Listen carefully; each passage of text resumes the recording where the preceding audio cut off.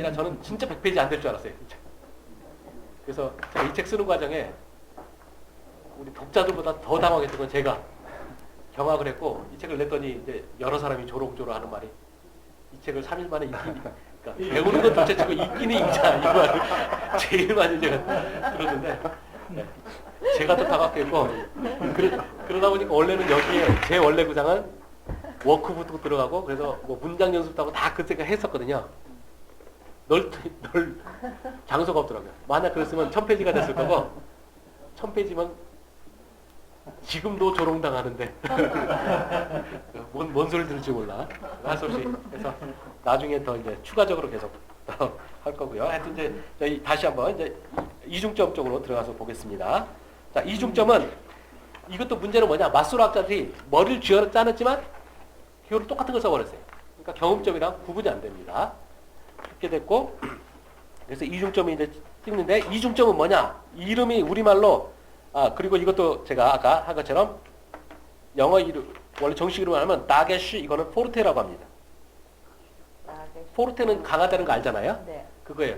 그리고 다게쉬는 이제 점이죠. 그러니까 강한 점이에요, 사실. 한번 발음해 볼까요? 다게쉬 포르테. 다게쉬 포르테. 네. 그래서 예전에 이제 어떤 책들, 히브리 책들 보면 강음점이라고 하는 경우도 있어요. 다게쉬 포르테를 이제 직역을 해갖고 쓰는 거죠. 근데 저는 좀 개념을 잘 살리는 것은 이중점이라는 거예요. 네, 이중점 말 그대로 이제 뭐냐? 자음 두 개가 이렇게 자음 두 개가 겹칠 때 히브리어는 이것도 이 특성을 잘 알아두시기 바랍니다. 히브리어는 자음 두 개 연속 오는 걸 극도로 싫어한다 하는 거예요. 그래서 두 개가 오는 게 싫어하니까 어떤 식으로 되냐? 하나만 써주고 점을 찍어주는 거예요. 그래서 이중점은 바로 이겁니다. 그래서 항상 이중점이라는 걸 여러분이 파악하고 나시면 이중점 자리에는 자음이 두 개가 있다는 사실을 기억하세요. 나중에 약동사 가실 때 잘 따라오신 분은 상당히 재밌다라고 생각하실 거고, 못 따라오신 분은 도대체 이게 뭐냐라고 말씀하시게 될 부분이 나오게 되는데, 그때 기억하셔야 될 게 뭐냐? 바로 이중점은 자음 두 개다라는 거예요. 그래서 이게 여기에 자음 몇 개냐라고 제가 물으면 여러분은 2라고 대답하셔야 되는 거죠. 요거를 기억하시면 아주 도움이 됩니다. 그래서 이거를 이제 굳이 말하자면 이제 어떤 식이냐? 우리 한국에 자꾸라는 말 있잖아요. 자꾸하면 우리는 이런 식으로 쓰는데, 이중점을 찍었으면 이렇게 쓰겠죠. 기억하고, 예, 점을 이렇게 찍었겠죠. 이걸 자꾸라고 이렇게 되는 그런 식이에요. 그래서 점이 찍히면 이중점 거 기억하시고, 자, 아까 베게트 캐페트 문자랑 이 이중점의 차이점 중에 하나는 뭐냐면, 이 이중점은 아무데나 찍을 수 있어요. 거의 아무데나. 이것도 100% 하면 문제. 100%는 절대 아닙니다, 이거는. 그래서 이런 식으로 어느 자음이든지 다 찍을 수가 있습니다. 이렇게 쫙 이렇게 보시듯이 그렇게 차이가 나요. 그래서 여러분이 베게트 캐페트 문자랑 아주 헷갈리지는 않고요. 그거를 제가 양쪽을 비교하는 거에 대해서 좀 써놨습니다. 그 다음 페이지 46페이지 위에 가서 보시면 제가 한 3가지 정도 했는데, 한번 첫 번째는 뭐냐? 첫 번째 구분점은 경음점은 오직 베게트 캐페트 문자 6개만 딱 사용해야 된다. 근데 이중점은 거의 모든 자음에 다 사용될 수 있다라는 면에서 구분이 되고요. 두 번째로 이중점은 그거 잘 밑줄 그어놓으시기 바랍니다. 지금 안 외우셔도 돼요. 그렇지만 이제 지금 한번 한 번쯤은 들어두시는 게 좋은 거죠. 이중점은 항상 모음 사이에 와야 된다. 이중점은 모음 사이에 끼게 돼요. 요게 이제 아까 뭐랑 관련되냐면, 히브리어는 자음 두 개를 처리하는 게 힘들다고 했잖아요. 그렇죠? 히브리어는 자음 두 개가 이렇게 오게 되니까 어떻게 되느냐? 이 모음을 처리할 때 하나의 모음은 앞쪽에서 처리해주고, 하나의 자음은 앞에서 처리해주고, 다른 하나의 모음은 뒤에서 처리해주는 거죠. 그러니까 이걸 다시 한번 그리면, 이게 자음이 두 개가 연속 왔을 때 이것을 합쳐갖고 히브리어는 자음 하나로 써놓고 이중점 찍어준다고 그랬잖아요. 이렇게 되니까 여기 자음이 두 개가 있는 거기 때문에 앞에 모음 하나, 뒤에 모음 하나가 이렇게 자음을 한 개씩 맡는 거예요. 숨어있는. 이러다 보니까 이중점은 앞뒤로 모음이 오게 돼 있어요. 대강 그렇게 되겠다는 건 이제 나중에 단어를 보시면 이제 분명해지지만, 그렇게 됐기 때문에 이 앞뒤에 모음 사이에 오는 것은 이중점이 된 거죠. 예, 그렇게 되고요. 자, 그러다 보니까 자연스럽게 나오는 게 뭡니까? 단어 처음에 오는 것은 다 경음점이겠죠. 그렇죠? 왜냐하면 이중점은 사이니까. 앞에 모음이 와야 되는데 단어 처음에 모음이 올 일은 없어요. 히브리어에서는요. 그렇게 되는 거고요. 이제 세 번째로 이중점은 폐음절 다음에는 오지 않는다라는 거죠. 그러니까 이 폐음절이라는 거는 단하고 자음으로 끝난 경우잖아요.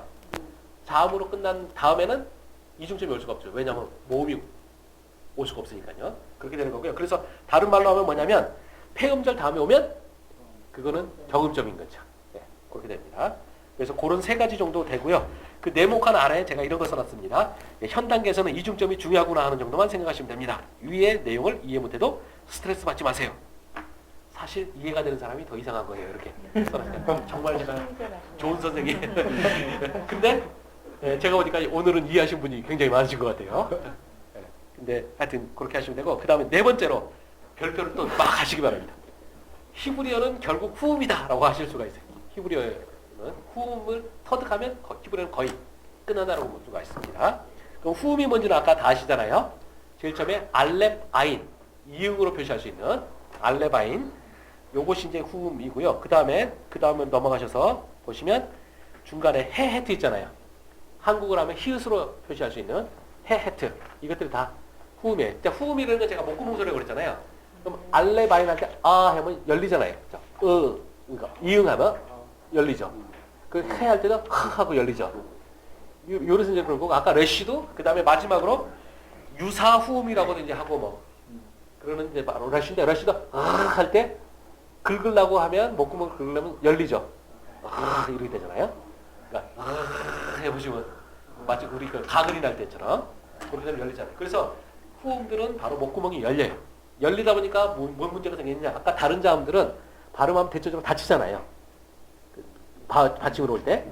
받침으로 와야 되는데 이 받침으로 후음이 오게 되면 다 열려버리는 거죠. 그러니까 다른 음절이랑 성격이 달라져 버려요. 후음이 오면. 바로 이 문제를 처리하는 것이 바로 약동사들의 후음이 오는 약동사를 처리해. 그러니까 여러분이 결국 제가 유전자라는 말 썼잖아요. 유전자가 발현되면 이럴 수밖에 없구나라는 게 되는 거죠. 근데 이거를 이제 기존 히브리어 책들이 어렵게 가르치는 게 뭐냐면 이럴 수밖에 없구나라는 걸 인식하고 하면 괜찮은데 안 하고 그냥 후음은 이렇다라고 가르치는 거예요. 그런 게 좀 한계가 있는 거죠. 여러분이 그걸 잘 이해하시면 되겠고요. 이제 후음의 그 5가지를 아는 거는 뭐 충분히 알 수가 있어요. 알렙, 아인, 해, 헤트, 레쉬인데 중요한 건 뭐냐? 바로 이제 이 후음이 결국 목구멍이 열리는 것 때문에 생기는 특성이 이제 결국 3가지가 와요. 3가지가 오는데 그 점을 잘 보시기 바랍니다. 이것도 제가 거기 어딘가 써놨는데, 그 1번 위에 그걸 써놨죠. 가로친 거 보시면 이 사항들은 앞으로 여러분이 더 진도가 나간 후에 정말 이해가 되기 시작하는 사항들이죠. 그러나 지금은 이런 것도 있구나 하는 정도만 하면 됩니다. 이렇게 다시 친절한 하고, 하여튼 이제 1번 사항 딱 보시면 뭐냐, 후음은 이중점을 못 찍는다라는 요거를 잘 기억해 주십시오. 이거는 거의 제가 퍼센트가 거의 100% 적용되는 대원칙이에요. 후음은 이중점. 이거는 딱 여러분 생각해 보시면 아시죠? 자, 시옷 같은 경우 이중점이라는 건 뭡니까? 쌍자음 만드는 거잖아요. 시옷, 쌍자음 이렇게 하면 되잖아요. 이응을 쌍자음 만들어 보시면 어떻게 만드시겠어요? 못 만들죠. 예, 이것처럼 히읗도 이런 것도 세종대왕님이 와서 보여주시겠지만 하여튼 우리는 안 됩니다. 예, 그래서 여기 이중점을 못 찍어. 후음은 이중점 못 찍어요. 절대 이응을 2개를 자음을 연달아 붙일 수가 없는 것처럼 그렇게 되는 거죠. 근데 이렇게 이중점을 못 찍는다는 말은 뭐냐면 후음 자음은 2개를 겹칠 수가 없다는 말이에요. 그럼 2개가 겹쳐야 되는 상황이 벌어지는데 나중에 보면 배워요. 이제 겹쳐야 되는데 못 겹친다 하는 경우에 히브리어는 이제 계산이 상당히 정확한 언어예요. 그래서 내가 자음을 못 해주면 모음으로라도 커버를 해준 거죠. 그래서 후음을 이중점을 못 만드는 대신에 어떻게 하느냐, 바로 앞에 오는 모음을 단모음이었을 때 단모음을 길게 발음해줘요. 단모음을 장모음. 그 말이 이제 뭐냐면 거기 제가 여기 하나 써놓으시기 바랍니다. 중간에 어딘가 나오는데 모음 보상이라는 거예요. 예. 이중점을 찍어야 될 때 못 찍어주는 경우 모음으로 보상해준다 해서 모음 보상. 48페이지 제일 밑. 예. 저보다 더 잘하시는군요. 예. 모음 보상입니다. 예. 그래서 후음은 이중점 못 찍고 대신에 모음을 보상해준다. 모음 보상이 모음을 길게 준다는 말입니다. 앞으로 두고두고 나오는 말이에요. 그러니까 되고요. 자, 그래서 여러분이 그 결과적으로 48페이지 중간에 있는 것처럼 이중점 찍어놓은 거 있잖아요. 이런 일은 절대 안 생긴다는 겁니다. 이런 식으로 알렙도 이렇게 제가 점 하나 찍었는데 옛날에 이 점을 빨간색을 찍는 방법을 생각을 못 해갖고 못 찍었는데 이렇게 화면에 보시듯이 이런 일은 안 생긴다. 대신에 앞에 있는 몸을 길게 준다라는 걸 생각하시면 되겠습니다. 정말 중요한 원칙이에요. 그 다음에 두 번째, 그 다음 49페이지 가서 후음은 단순 쉐바를 안 취한다는 거. 아까 제가 이 점 두 개 아래로 땡땡 치는 거 있잖아요. 어떤 자음이 불특정 자음이 있고 그 아래 그 모음이 없을 때는 모음이 없다는 표시로 찍어주는 게 이 점을 두 개를 찍어주는 거예요. 이게 쉐바예요. 쉐바는 모음이 없다는 표시랑 마찬가지예요. 여러분 생각하시면 되는데 이제 문제는 뭐냐? 자, 우리가 각하고 끝났을 때 각 밑에 있는 기억은 모음이 없잖아요. 바로 히브리어는 이제 히브리어는 어떻게 쓸 거냐면 옆으로 쭉 늘어쓰기 식으로 이렇게 되는 거예요. 그렇게 되면 가는 이렇게 돼서 하나는 되네요. 근데 여기는 이제 모음이 없잖아요. 받침 끝났을 때 바로 이때 이제 모음을 찍어주는 이런 식으로 되는 거예요. 그렇게 되는 건데 제가 여기 아래 있는 케이스처럼 제가 책에 있는 것처럼 가나다가 될 때 간다라는 걸 제가 히브리어로 쓴다. 그럼 이렇게 써요. 그럼 여기 이제 나중에 맞소로 모음이 만들어져서 간다 이렇게 썼단 말이에요. 그러면 음절이 여기서 끊어졌어요. 이때 가랑 다는 모음이랑 매치가 되는데 받침 니은이 지금 여기는 모음이 없잖아요. 헷갈릴 수가 있어요. 그래서 이제 제가 요거를 고대 히브리어식으로 쓰면 히브리어는 원래 어떻게 되냐면 히브리어의 그 조성 그러니까 성경이 만들어진 과정이 히브리어는 고대 이스라엘 시대에는 자음밖에 안 존재했던 문헌이었어요. 이렇게 됐다가 나중에 이제 이스라엘이 망하고 나서 사람들이 점점 자음만 갖고도 잘 읽던 사람들이 이제 자음만 못 읽는 게 되는 거죠. 그 한국으로 생각해 보시면 여러분 요즘에 그 카카오톡 같은 거 하면서 사람들이 이제 타이핑 칠 때 귀찮으니까 가자 그러면 고고할 때 기억형만 쓰잖아요. 감사하면 이렇게 쓰고 이런 식으로 해서 하는데 요새 애들 보면 이거 훈련된 애들은 뭐 기가 막히게 읽어요. 뭐.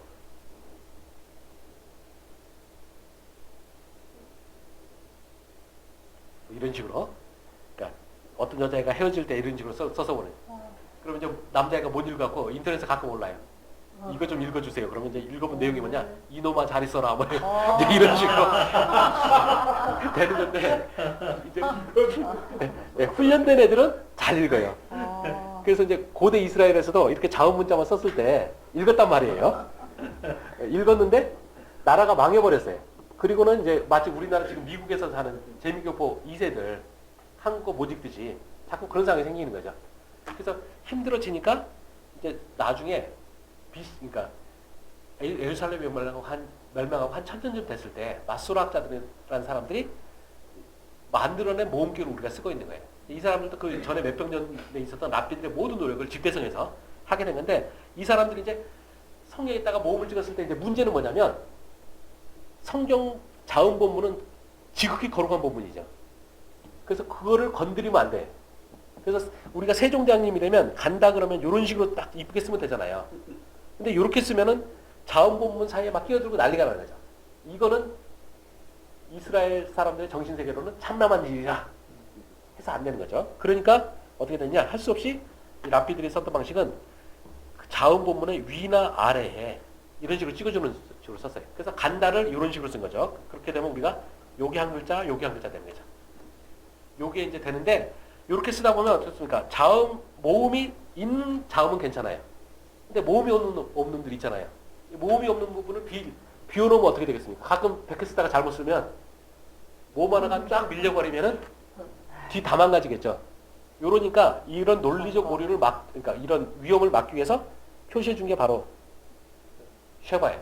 그래서 쉐바는 간단하게 생각하면 뭐냐면 거기에 모음이 없다는 표시.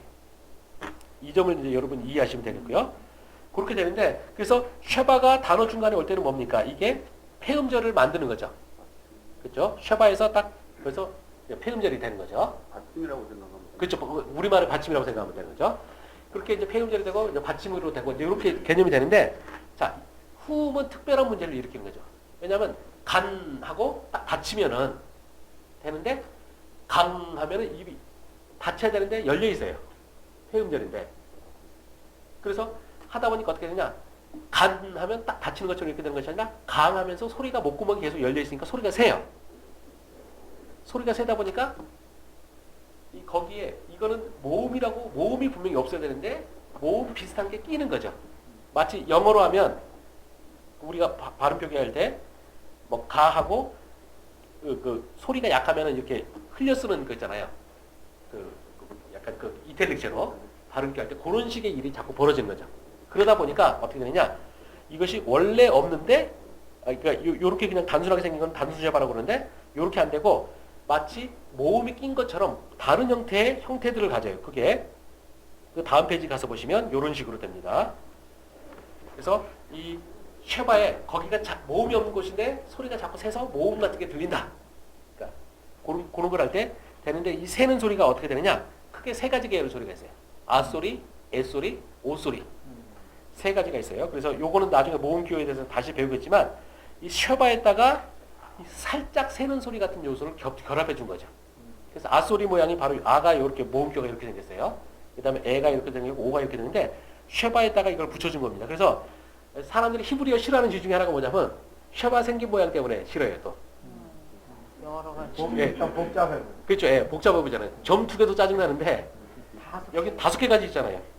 짜증나는데 이것도 여러분이 상당히 이 흐름을 이해하시면 돼요. 자, 어떻게 되느냐? 일단 여기에 보시면 쉐바가 기본적으로 다 들어가 있어요. 2개가. 왼쪽 편에 오른쪽이죠. 오른쪽 편에 쉐바가 다 붙어요. 단순 쉐바.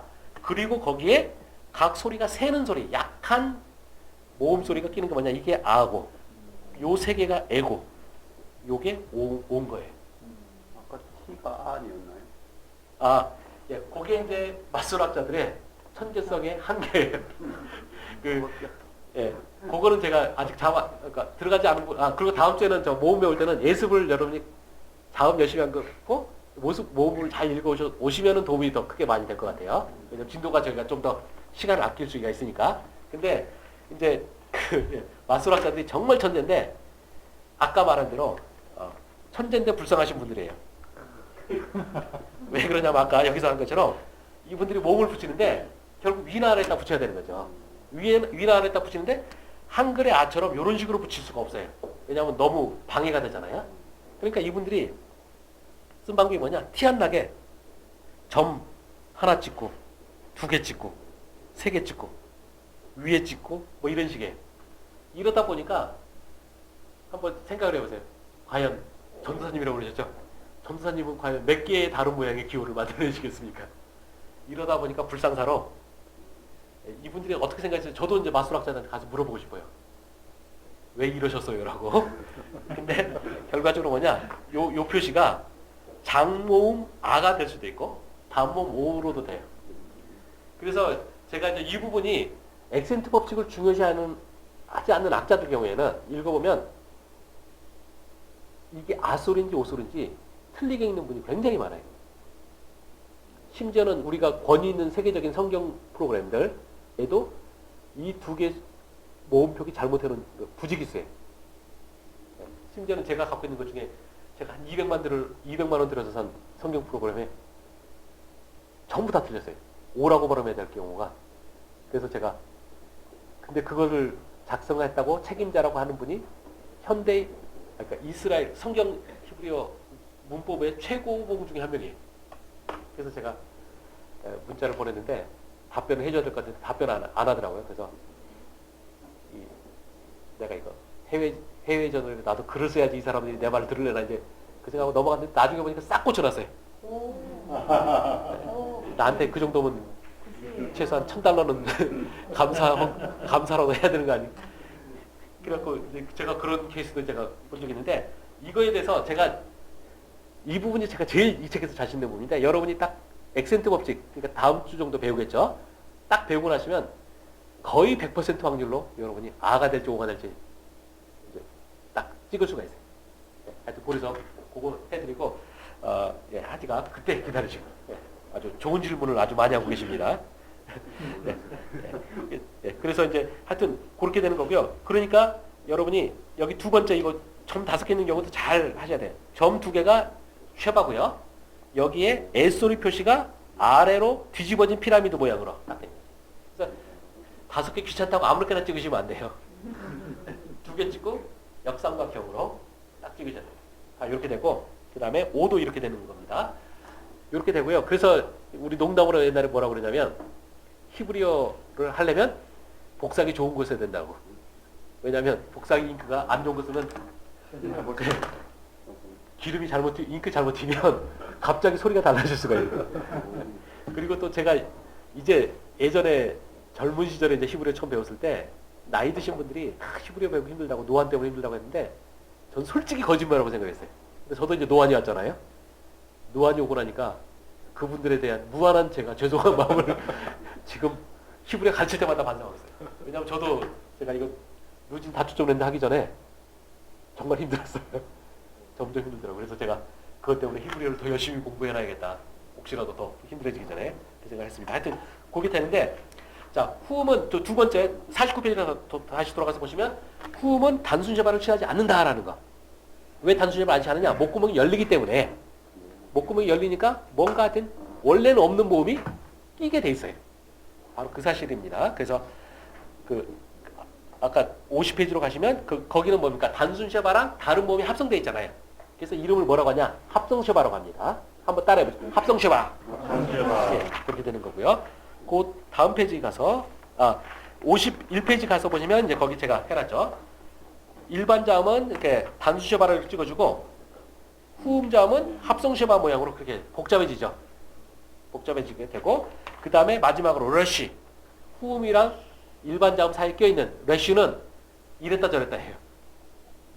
대체적으로는 이제 단순 쉐바를 찍어주는데 뭐 다른 후음이 다른 합성 쉐바가 올 수도 있어요. 네. 그렇게 되고 이제 러쉬는 이랬다 저랬다 하니까 그렇게 되고요. 그 다음에 그 아래 이제 세 번째 자 후음은 목구멍이 열려 있다고 그랬잖아요. 열려 있다 보니까 아 소리를 좋아하게 돼 있어요. 그렇죠? 그래서 여러분이 나중에 이제 합성 쉐바가 그 세 가지 있잖아요. 아 소리 계열, 에 소리 계열, 오 소리 계열이 있잖아요. 근데 뭐를 붙여야 될지 모르겠다 하면 제가 항상 학생들한테 말하는 게 모르면 아 소리 찍으라는 거예요. 그럼 90% 확률로 맞게 돼 있어요. 그 이유는 바로 후음은 아 소리 좋아하기 때문에. 그러니까 목구멍이 열려가지고 한번 여러분 해보세요. 목구멍 아 열린 상태에서 이 발음 해보세요. 네. 이게 아 해놓고 이 소리가 발음이 잘 되시는 분은 이비인후과를 한번 가보셔야 돼요. 절대 정상이 아닙니다. 그러니까 후음은 아 소리 좋아하게 돼 있어요. 결과적으로. 그렇게 되고요. 자 이제 그거를 제가 적용시켜보면 그 다음 52페이지에 있는 그 까만색 글자가 바로 여러분 다 아시는 거죠. 여러분 성령이라는 단어가 뭔지는 다 아시잖아요. 평신도도 다 알아요. 루아흐죠. 루아흐라고 되어 있는 거죠. 바로 루아흐가 이렇게 씁니다. 근데 이것을 제가 이제 옮겨보면 우리가 아까 배웠듯이 처음에 러쉬는 R이잖아요.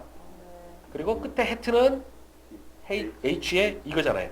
그러니까 리을, 히읗이에요. 그 다음에 요 사이는 아직 안 배웠는데 요게 사실은 이제 모음교예요. 모음교에서 뭐냐면 긴 웃소리예요. 아주 긴 웃소리. 이렇게 됩니다. 그러면 이 세 개를 합쳐보면 어떻게 됩니까? 루. 그러니까 끝에 있는 경우 이렇게 모음이 없으니까 하나 이때는 우리 세종장이 만드신 전능한 모음 은어중 된다고 그랬죠? 루흐예요, 사실은. 루흐인데 여러분이 성령을 루라고 하는 거 한 번도 안 들어보셨죠? 왜 이런 일이 생기냐면 한번 발음해보죠. 루 한 다음에 흐를 할 때 목구멍을 한껏 열어줘 보세요. 한번 어떻게 발음하세요? 루흐. 이제 좀 발음하기 좀 불편하죠? 바로 이런 일이 생기기 때문에 어떻게 되냐면 제가 아까 말한 것처럼 후음은 아소리 좋아한다는 그 원칙을 적용하는 거예요. 그래서 강한 우소리랑 강한 후음인 해 사이에다가 이 두 개가 충돌하면 힘들어요. 그러니까 목을 편안하게 해주기 위해서 뭐냐? 이 모음이랑 후음 아소리를 넣어주는 거예요. 아소리. 여기에 짝대기를 하나 중간에 넣어줘요. 이게 짧은 아소리입니다. 영어로 그냥 A로 하는 그냥 이거예요. 그래서 루 그러니까 루 큰데 여기 R을 넣어줘요. 그래서 루 아흐 되는 거죠. 그래서 이 아가 원래는 없는 그러니까 문법적으로 존재하지 않는 소리예요. 근데 두 소리의 충돌을 막아주기 위해서 루 중간에 넣어주고 후 하고요. 그렇게 되는 겁니다. 쟤는 바보가 아닌 거예요? 어디요? 예. 그러니까 예, 이 부분도 이제 자꾸 제가 강의하면서 처음으로 마술학자들을 자꾸 창피하게 만드는 일이 벌어지는데 마술학자들이 아이디어가 떨어지다 보니까 예, 결국 이게 바브가 맞습니다. 맞는데 이 바브가 이 경우는 뭐 자음을 안 치고 뭐. 거기 점 찍어놨잖아요. 음. 합쳐가지고 요게 아주 긴 웃소리가 되는 거예요. 이거는 그냥 모음이고. 예, 예, 합쳐서 예, 결국 모음이. 그러니까 자음의 값은 전혀 없이. 모음. 네, 네. 그거는 이제 다음 주에 배울 사항인데 네, 그렇게 됩니다. 그래서 루아흐가 되고요. 똑같이 이제 전사님 충격받을 게 하나 더 있는데 우리 노아 있잖아요. 네, 노아도 사실은 원래 존재하지 않는 거예요. 원래 노아도 정식으로 표기하면 어떻게 되냐면 노아 하고 강한 후음이에요. 노아흐예요. 그래서 노아흐고 이때 역시 역시 원래는 없는 거죠. 없는데 그래서 히브리어로 써보면 이게 어떻게 되냐면요. 노 이렇게 되고요. 흐 하고 그 사이에 이제 뭐가 있었냐면 이렇게 이것도 역시 모음입니다. 합쳐가지고 이게 오예요. 강한 오소리. 그래서 강한 오소리. 그러면 이게 노 흐야 돼요 원래. 근데 역시도 노 하면 또 힘들잖아요. 그래서 요 사이에다가 R을 넣어준 거죠. 그래서 R을 이렇게 넣어주니까 결과적으로 노아흐에. 그래서 노아흐에서 굳이 다른 나라 말로 옮길 때 없애야 되면 없어지는 게 뭐냐면 R을 차라리 없애야 되는데 이 영어로 표기할 때 어떻게 됐냐? 이 노아흐에서 요 마지막 점은 영어에서 표기 안 하잖아요. 얘가 사라지고 나니까 어떻게 되냐? 미국 사람들 생각할 때는 이걸 그냥 긴 아수로 읽어버린 거죠. 그래서 노아가 된 건데 사실은 노아는 정식 발음이 아니고 히브리어로는 노아흐예요. 그렇게 된 겁니다. 그래서 우리가 알고 있는 그 이름이 히브리어로는 웃기는 게 참 많아요. 그러니까 우리가 전혀 잘못 알고 있는 게 너무 많아요. 그 아흐는 한음절이며 동시조음이다. 그러니까 뭐 굳이 말은 그러니까 동시조음이라는 것이 아흐가 한음절이냐 이건가요? 예. 보통 우리가 예. 애프터눈 할 때 애프터눈 이렇게 하면 안 되듯이 예. 애프터눈 하듯이 동시조음 하듯이 예. 루 예. 아흐를 그렇죠. 아를 독립적으로 발음을 하지 않고 그렇죠, 그렇죠. 예. 동시조음. 사실은 그게 이제 독립적으로 할 수가 없는 게 우리는 이제 한국어는 아흐라고 이렇게 표기가 되잖아요. 그러니까 우리는 마치 두 음절로 이해하는데 사실은 마지막에 요거는 모음이 없는 거잖아요. 네. 그러니까 아흐예요. 합쳐서 하는 음절이죠. 예. 그걸 동시조음이라고 하잖아요. 예. 그렇게 되는 거죠. 그래서 마지막에 이 짝대기 이게 사실은 히브리어 가르치는데 굉장히 방해가 돼요, 사실. 그게 마지막에 으라고 하는 거는 음절이라고 안 친다고 생각하시면 그냥 여러분이 공부하시기 좀 편해집니다. 어쩔 수 없이 세종장이 만들어놓은 꼼수 때문에 하는데 세종장의 꼼수가 너무 막강해가지고 한국인이 영어 배우는데도 힘들고 히브리어 배우는데도 힘든 불상사가 생겼어요. 사실. 그리고 그게 이렇게 흐에 밑에인데요. 예. 글자의 앞에 올 때는 하하고 뒤에 올 때는 이렇게. 그게 이제 요게 이제 아주 좋은 지적해 주셨는데 이제 저는 이렇게 해갖고 지금 모음이랑 자음의 중간에 썼잖아요. 그렇죠? 그래서 순서가 루 있고 그 다음에 있고 흐 이렇게 돼 있잖아요. 근데 이제 어떤 책들에 보면 이렇게 중간에 표시가 안 돼 있고 이렇게 바로 아래에 있는 경우 있어요. 아래에 있는 경우도 먼저 R을 읽어야 돼요. R에 있게 된 이유는 뭐냐면 옛날에 프린터가 타자기가 발달 안 했던 시절 글자 중간에 칠 방법이 없어가지고 할 수 없이 R에다 쳐놓은 거예요. 네. 근데 정식으로 하면 중간에다 치는 게 맞아요. 저렇게 되면 루아흐와 루하가 안 구별이 안 되잖아요. 안 되는데 그러니까 히브리어에서는 단어 제일 끝에 저런 뒤에 어떤 이제 묵음이지만 이런 식으로 어떤 식으로든지 자음으로 모양이 되지 않는 모음만 끝이 나는 경우는 존재하지 않아요. 그걸로 알수 있어요. 예. 그러니까 헷갈릴 일이 없어요. 네. 그리고 이제 익숙해지다 보면 자동으로 알게 돼 있어요. 먼저 발음해야 된다. 네. 근데 아주 좋은 지적하셨고요. 근데 히브리어는 마지막이 말하려니까 갑자기 집중하기 어려운데 일단은 헷갈릴 일은 없다 생각하시면 됩니다. 나중에 가서 보면은 될 것 같아요. 오케이. 예, 그렇게 돼서 이 53페이지로 가서 보시면 세 가지를 다시 정리해놨는데, 자, 후음의 특성 세 가지. 자, 1번 이중점을 못 찍는다. 그 대신에 앞에 있는 모음을 길게 해준다. 모음 보상이라고 그랬죠. 그거 기억하시고, 두 번째 후음은 단수제발을 취하지 않는다. 이거는 100% 그렇진 않고 한 8, 90% 그래. 가끔은 단수제발 찍기도 해요. 근데 그때 충격받으실 건 없고 원칙은 합성제발 찍어줘야 돼요. 그 다음에 세 번째로는 후음은 라소리 좋아한다. 이것도 뭐 몇 퍼센트 하긴 그런데 하여튼 뭐 대체로 그렇습니다. 그러니까 여러분이 모르면 이걸 기억하시면 도움이 됩니다. 그렇게 되는 것. 그래서 하여튼 결국 히브리어는 결국 후음을 정복하면 쉬워지는 거다라는 거 꼭 기억을 하시고요. 그 다음에 이제 나머지 자질구레한 자음이 한 두 개, 세 개가 더 남아 있는데, 자, 눈이라는 거 있습니다. 눈은 눈은 뭐냐? 바로 쉐바랑 올 때는 뒷자음에 동화된다는 거예요. 그러니까 형태로 보면 이런 식으로 되는 거죠. 눈 돼 있고 아래가 이렇게 쉐바 찍히는 경우 있잖아요. 눈 아래가 쉐바 찍히면 뒷자음에 동화돼 들어간다고 생각하시면 돼요. 거의 대부분 이것도. 어떤 식으로 보시면 되냐면, 제가 군림이라는 표현이 있잖아요. 군림을 했어요. 그러면 이게 쓸 때는 우리가 군림 이렇게 쓰잖아요. 근데 발음할 때는 굴림이라고 하잖아요. 이렇게 되는 거죠.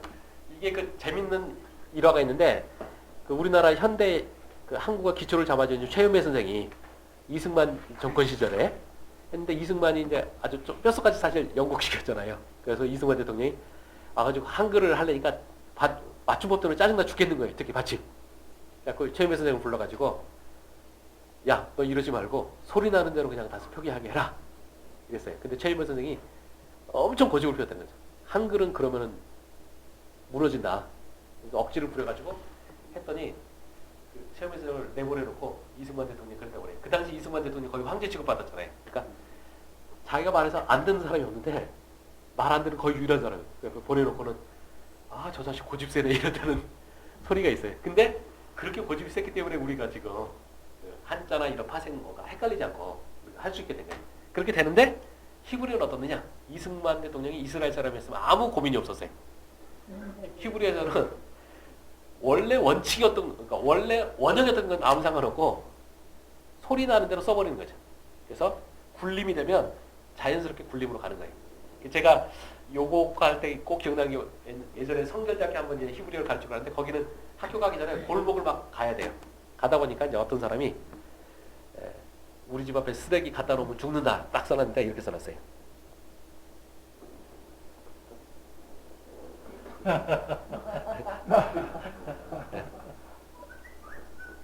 갖다 놓으면 그 다음에 죽는다 딱 써놨어요. 제가 저걸 보고 막 웃었는데 히브리어는 이래요. 이분이 히브리인이셨으면 아주 자랑스러운 제대로 쓴 글이 되는 거죠. 그래서 이제 우리 한국인처럼 원래 원칙이 있으면 원형대로 따라간다라는 익숙해 있는 사람은 아주 히브리에게 짜증나는 현상이죠. 근데 여러분이 히브리어는 그냥 눈은 아래 셔바가 있으면 뒷자음에 동화된다 생각하시면 돼요. 그래서 뒷자음에 동화된다는 건 뭐냐면, 결국 그러니까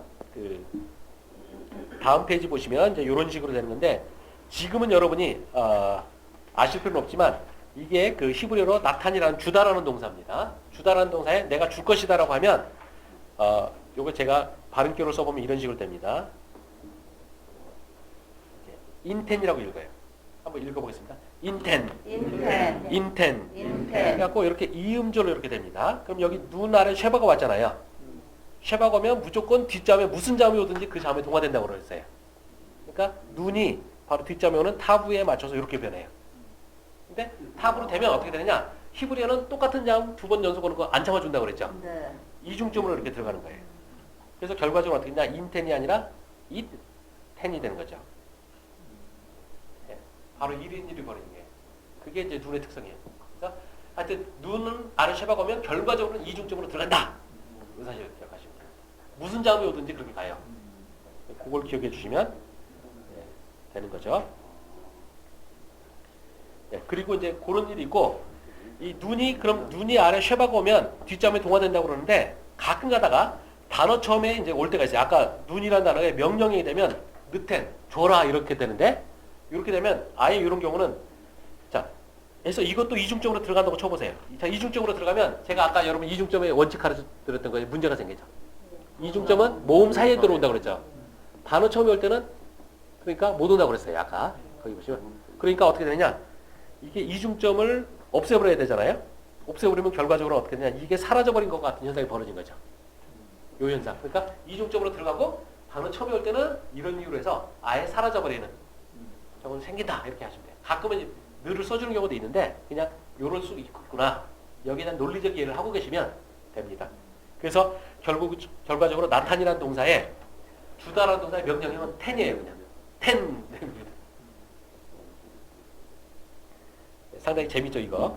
그 다음에 마지막으로 여러분이 자 히브리어에서 일어나다라는 동사가 뭐예요? 이건 다 알아요.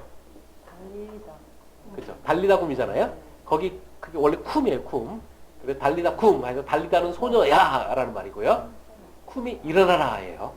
그래서 제가 평신도들도 다 아는 말인데 자 이 쿰이라는 단어에 보시면 이런 식으로 되어 있습니다. 여기가 그 히브리 동사는 자음이 무조건 3개로 이루어져요. 거기서 보시면 Q 하고 중간에 W 그 다음에 맴 있잖아요. 그래서 이렇게 되는데 아까 이제 말씀하셨지만 가운데 점 찍은 요 형태는 뭡니까? 자음으로서 같이 상실이라 자음으로서 같이 상실이라 모음이 된다고 그랬잖아요. 그래서 쿰이라고 읽으세요. 이거를 긴 웃소리에서 이렇게죠. 쿰합니다. 한번 읽어보죠. 쿰. 네, 이렇게 되고 이런 식으로 원래 자음이 끼어 있고 거기에 뭘 찍어가지고 모음 역할을 하는 경우에 이런 것을 이제 이런 거는 음성 기억 표시라는 우자리 위에 이렇게 삭가 씌워놨죠. 삭가 표시는 뭐냐면 자음이 낀 모음 형태다. 나중에 다음 주에 나오게 될 거니까 여러분이 소위 순장 모음이라고 하는 그게 있습니다. 그렇게 되고요. 쿰은 이제 그렇게 되는데 자 여기서처럼 이 바브나 요드는 특성이 뭐냐면 자음과 모음의 중간 정도 성격이라고 그랬어요. 그러다 보니까 어떻게 되냐 귀에만 되면 죽어버려요. 죽어버리고 아예 모음이 되는 거죠. 그러다 보니까 결과적으로 어떻게 되냐 이것의 과거형을 쓰면 쿰의 과거형을 쓰면 이런 식으로 해서 바브가 아예 지금 사라졌어요. 가운데 있는 바브가. 그래서 첫 번째, 세 번째 글자만 딱 남는 이런 일이 이제 생기는 거죠. 이게 약동사예요. 근데 이 약동사를 하실 때 어떻게 되냐 여러분이 충격받으실 필요가 없다는 겁니다. 이 규칙, 이 자음의 특성 요드나 바브는 귀에만 되면 사라진다. 이 특성을 하시면 만들어낼 수가 있어요. 그래서 이제 이거 하시면 제 책에서 제일 사람들이 사실 교수님들도 사실 구약 교수들도 사실 약동사는 힘들어해요. 그래서 제가 보니까 저번에 우리나라에서 제일 날고기는 구약 교수들 같이 히브리어 공부한 적이 있는데 어떤 교수님이 어느 날 딱 수업하다가 오늘 진짜 당신들한테 내가 엄청난 선물 하나 주겠다고 딱 하는데 가져왔어요. 그게 뭐냐면 약동사 변화표를 압축해 놓은 표를 딱 앉아서 이거 딱 보여주면서 나는 이것 때문에 히브리어 쉽게 하지 딱 이런 식으로 하는 거예요. 그래서 제가 그걸 보면서 아 히브리어가 정말 어렵구나. 약동사가 생각했는데 그와 더불어 저는 이 책을 쓰고 있는 중이었기 때문에 뭔 생각을 했느냐 필요 없는데 딱 내 책 보면 되는데라는 생각을 제가 했습니다. 여러분들에게 제가 정말로 약동사를 도표 안 들고 다니고 할 수 있도록 하는 방법 하는데 그 방법은 뭐냐면 이미 여기서 나와 있던 거 있잖아요. 히브리어 자음 8개 원칙만 딱 기억하시면 돼요.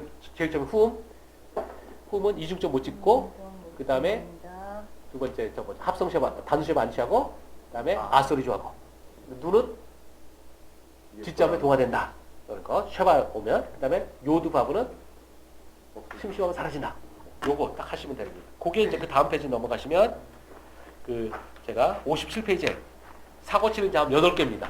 총 23개에서 8개가 사고 치는 자음인데 이 8개의 성격 각각의 성격 있잖아요.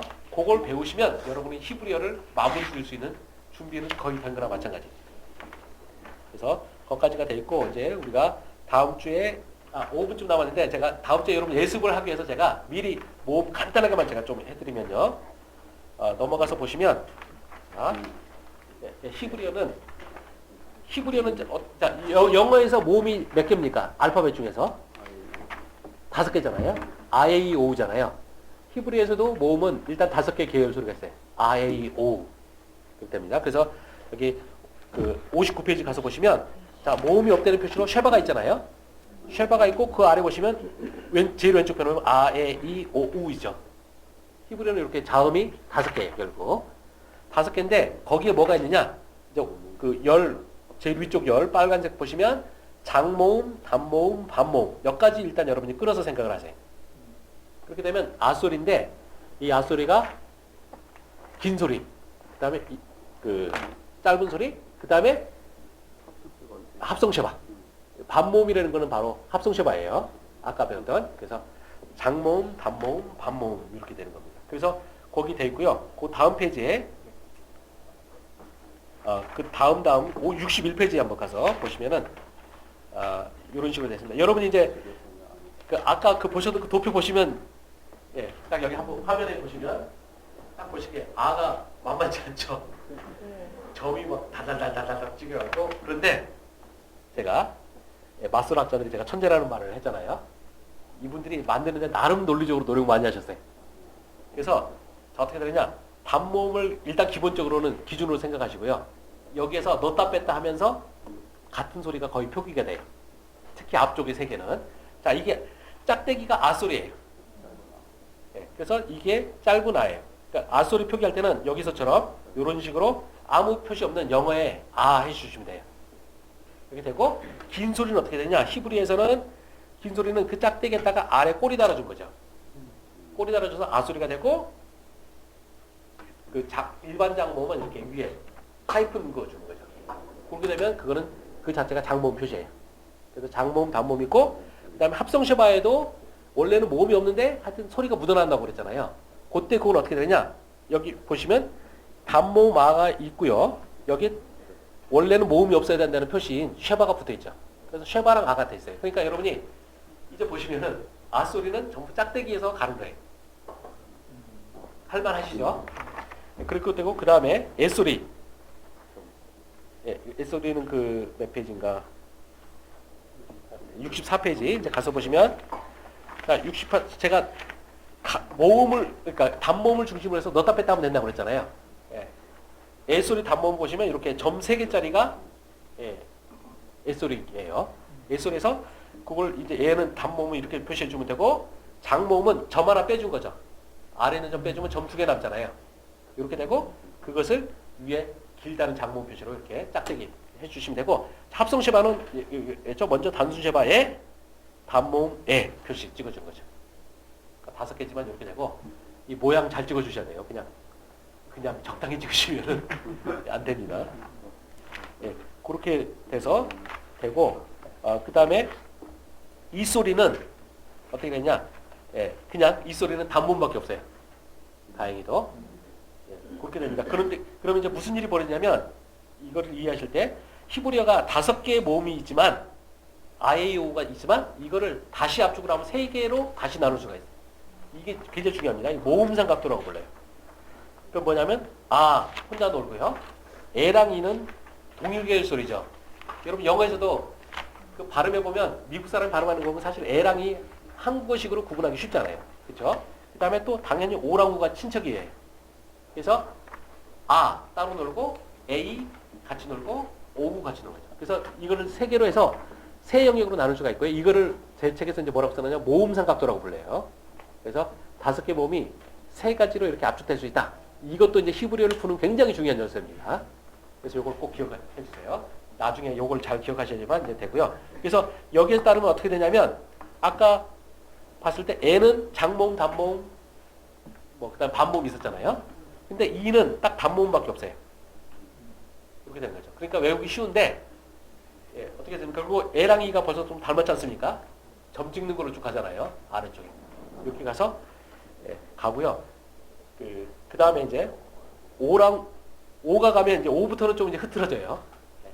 마술학자들도 여기서부터 이제 천재성이 딸리기 시작한 거죠. 그래서 여기서 지 맘대로 가는 거죠. 이분들도 하다가 가끔 우리 그런 거 이제 어려운 일 하다 보면 막 잡고 하다가 어느 순간 에이 이러면서 판비집기식으로 상을 엎은 거예요 여기서. 그래서 여기를 5를 했는데 아까 장모음 아였잖아요. 근데 이것을 가져와서 여기서 단모음으로 써요.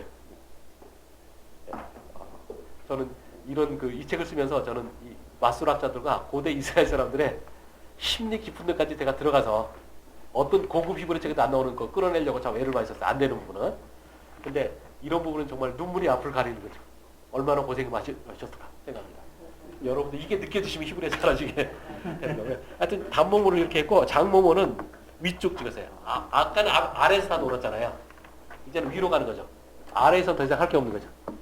그래서 논리적으로 한계가 같으니까 가고, 자, 그 다음에 합성시, 반모음, 합성시바는 여기 모음 표시 없대는 쉐바 왔고, 그 다음에 단모모가 당연히 오겠죠. 아까도 다 같이 왔잖아요. 이렇게 단모음이 붙어져요.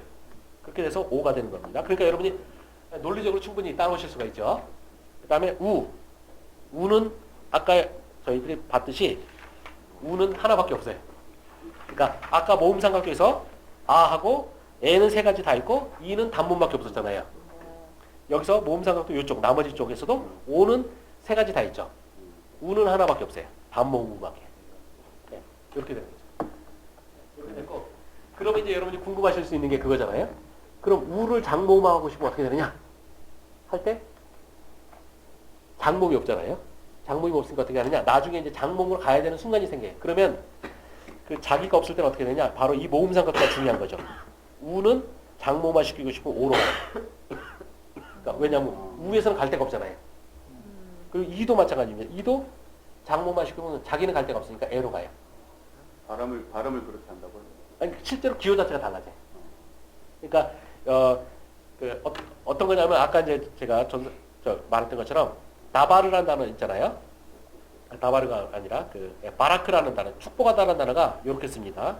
바라크가 B-R-K잖아요. 여기 모음 쓰면 이제 바라크가 이렇게 되는데, 이 바라크가 사실은 성경에 바라크가 안 나오고요. 강조 형태가 나와요. 강조 형태가 나와서 어떻게 쓰냐면 모음이 이제 배우셨으니까 이 하고 에 해줘요. 그리고 이제 히브리에서 강조 형태 동사가 뭐냐면 세기가 되는 거죠. 그러니까 우리나라 말은 어떻습니까? 말하다가 그냥 이쁠 때는 제가 좀 약간의 양해를 해주시고, 제가 그냥 아이고 내 새끼 이쁘다 할 때는 내 새끼 이러잖아요. 근데 화가 났을 때는 어떻게 합니까? 새끼 이러잖아요. 세죠. 그래서 미국에서 그런 말 하죠. 그 한인 마트에서 일하는 히스패닉이나 흑인 애들이 한국 사람 욕하는 거 다 알아듣는다. 왜냐하면 자음이 세요. 그것처럼 히브리에서도 어떤 동사를 강조할 때 쓸 때는 이중점을 찍어줘요. 이렇게 찍어주게 되는데, 자, 문제는 뭡니까? 래쉬가 후음이죠. 이중점 못 찍어요. 그럼 이렇게 못 찍어요. 찍어야 되는데 못 찍어요. 근데 그러면 어떻게 앞에 있는 모음을 길게 해준다고 그랬죠. 얘를 짧은 이 소리를 길게 해줘야 돼요. 근데 아까 보셨듯이 이는 단모음밖에 없어요. 얘가 없죠. 얘를 할 수 없이 이를 길게 써주고 싶으면 결국 자기 친한 소리인 에로 가는 수밖에 없는 거예요. 그래서 어떻게 되냐? 비레크가 아니라 베레크가 되는 거예요. 그래서 히브리어에서는 축복하다는 베레크예요. 바라크는 솔직히 없어요. 바라크가 쓰이는 유일한 경우가 이제 그건 나중에 또 복잡한 이야기니까 그런데 하여튼 이런 식으로 해서 우리가 잘못 알고 있는 게 굉장히 많죠. 우리가 뭐 다바르가 말하다라는 많이 다뤄 외우는데 히브리어에서는 다바르는 말하다라고 쓰이지 않아요. 항상 그것도 강조형이 쓰이거든요. 그래서 뭐 그렇게 되는데 하여튼 그건 나중에 제가 깊이 하고요. 하여튼 이런 식으로 모음 삼각도가 유용하게 쓰이는 게 이거죠. 단모음이 장모음이 될 때 갈 데 없으면 자기 친척한테 가는 거예요. 그렇게 됩니다. 그래서 제가 다음 주 모음을 다시 한번 하긴 할 건데 미리 썰회를 좀 해놨으니까 여러분 읽으시면서 도움 많이 됩니다. 그리고 이제 이게 없으면 그 다음에 어떻게 되느냐? 아주 장모음으로 가는 거죠. 앞에 그 도표 어디 있었죠? 그 순장모음에 앞에 제일 모음은 제일 앞으로. 59페이지? 예, 그렇죠. 59페이지 가시면 저희가 했던 게 그래서 장모음, 단모음, 반모음 했어요.